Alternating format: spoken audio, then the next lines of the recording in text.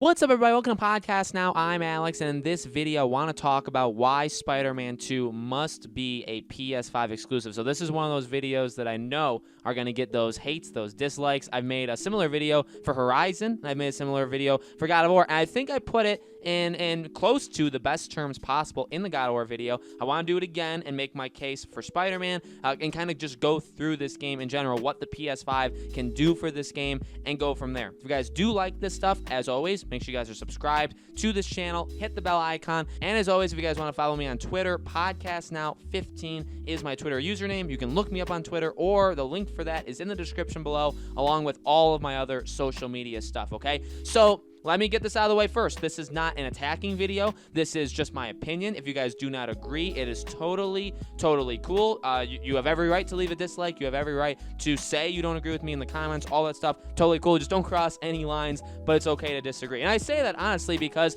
I know this is a sensitive subject. Saying that a game should not be, pretty much, because that's what we're saying. If the game is only on PS5, let's not be confused by the title here, by the way. I'm saying I don't want this game on the PS4. Okay, that's truly what I'm saying about this game. Obviously, there's no, there's no conversation that it's going to be on Xbox or on PC or stuff like that. This is a PlayStation exclusive. It's going to only be on PlayStation, but I think it should only be on PS5. Now, this goes into the long talk of like what you need to do to sell a console. And to be quite honest with you, again, I made the claim with Horizon. I made the claim with God of War. I think Spider-Man is almost the easiest to make the point that like the game simply cannot come out on PS4. It needs to come out on PS5. And there's a couple really, I would say, big reasons for that. Let's say number one, which maybe isn't as important as the other ones, but it's just the first one I thought of, is the release date. There's no guarantee this game comes out in 2021. And I think everybody is probably on the same page where, well, okay, I'm on the page where like I would prefer as 2021 goes on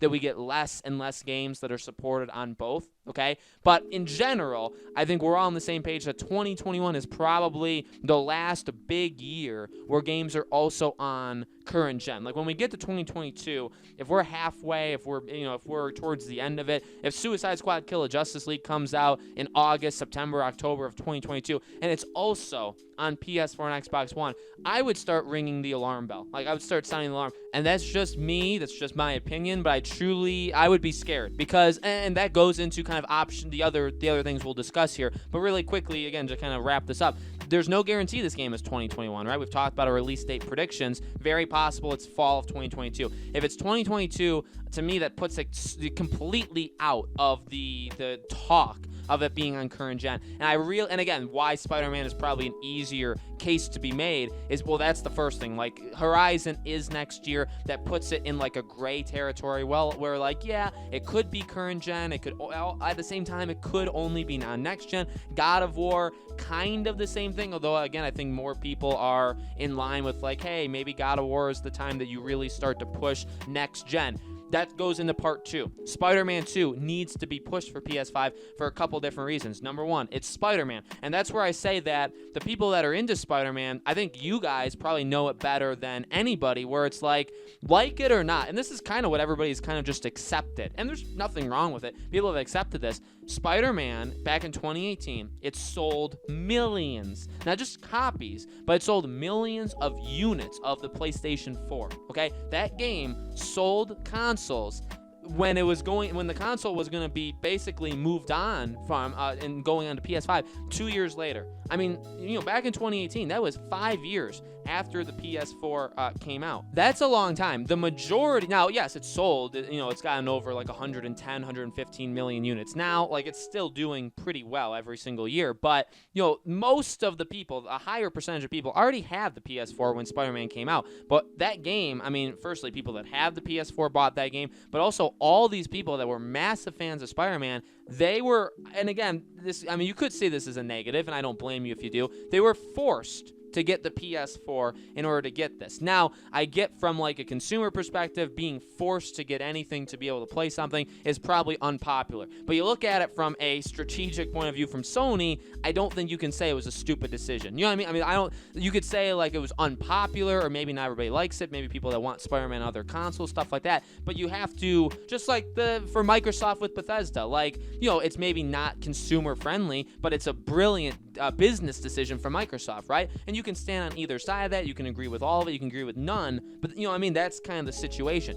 So for Spider-Man, it got people that were never going to get a PS4. Because, again, if you didn't get a PS4 5 years in, I don't know what would have made you get it. Well, turns out the answer is Spider-Man. Spider-Man makes you get it. You know what I mean? So to connect to the Spider-Man 2, my biggest, besides, again, the release date year, we're 2022, and that just being a year, I would really hope we start to get away from PS4 and Xbox One, because you got to start pushing next gen, and we'll talk about that as the final point. But beyond that, the second thing is, well, they've done it before. Like, it's not like when you say you can only play Spider-Man 2 on PS5. People are going to be like, gosh darn it, I need to buy a PS5 for this. Well, do you not remember 4 years ago when you did it for PS4? Now, again, not everybody's in that situation. A lot of people probably already had the PS4, but a lot of people bought it specifically for Spider-Man. So basically, Sony would just be using that strategy again and saying, well, there is no reason why you wouldn't do it again. In fact, this one will probably be better than what you did last time. You know what I mean? You're getting a better console. You're getting arguably a better game. Obviously, these things are subjective, and we'll have to see when the game comes out. You see what I mean? Like, from a business standpoint, if there's any game, and we've talked about it, like,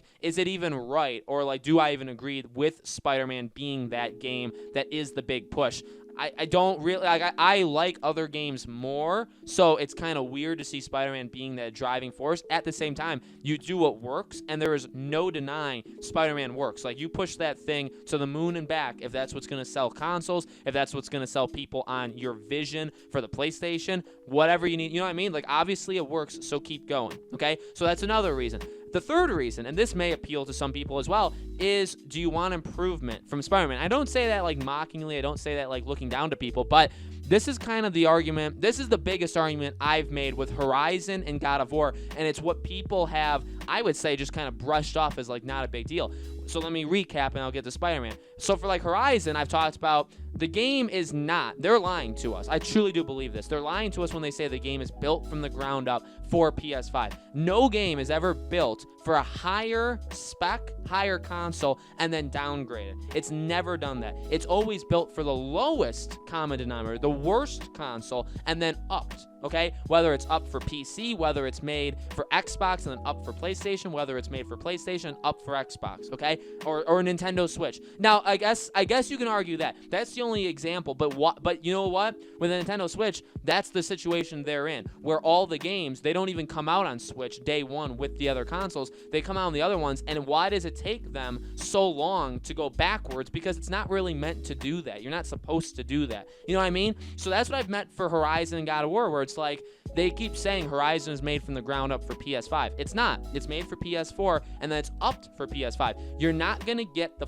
full potential of Horizon Forbidden West. You're not. I mean, like I should have ended the sentence earlier. You know what I mean? Because it's not made for PS5. So people expecting a next-gen Horizon game, we're not getting that with Forbidden West. We'll see improvement. I'm not saying the game's going to be garbage. We're going to see improvements, but it's not going to be that next-gen game. God of War. If God of War is made for PS4 and PS5, it's not the massive jump a lot of people think it is now. If it's only made for PS5, yes, there will be a considerable jump. I guarantee it. I guarantee it. I guarantee it for Horizon. I guarantee it for God of War. Spider-Man's the exact same thing. If you put Spider-Man out for the PS4 and PS5, you are guaranteeing that you're not reaching your full potential. To be quite honest with you, Miles is a great example. Miles is a lot better. Miles looks better. It runs better. It feels better. The DualSense. There's a lot of benefits. And I'm on the board with like the PS5 version of Miles is like a significant upgrade. I know some people don't agree with that. That's okay. But I think that's the way to play it. But I also think and again, I know a lot of people that watch these videos, you guys are diehard Spider-Man fans. Take a step back. If you don't have a PS5, it's okay, but like think about Demon's Souls. If you guys have seen it, now I own both.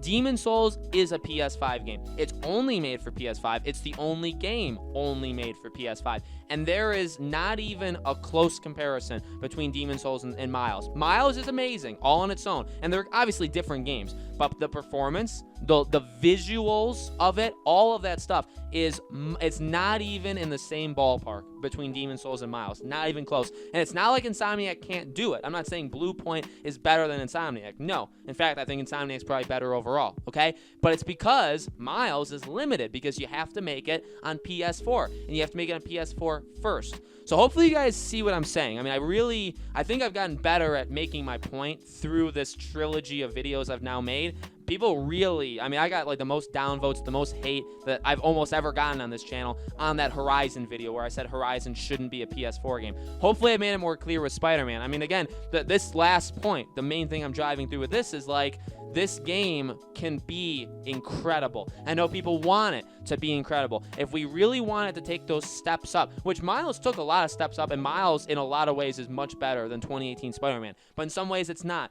And some things are like they're jumps, but they're not the biggest jumps in the world.